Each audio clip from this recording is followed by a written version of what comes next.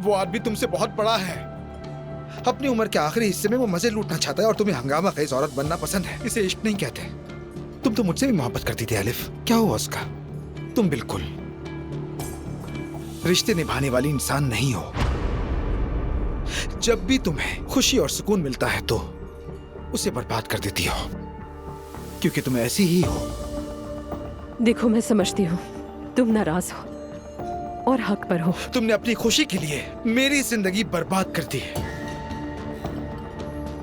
मुझे बहुत अफसोस है रमीज, मेरा हरगिज ये मकसद नहीं था। अच्छा देखो, मैं ये नहीं कहती कि तुम मुझे समझो, लेकिन मेरी माफी कबूल कर लो प्लीज प्लीज। तुम इसके काबिल नहीं हो।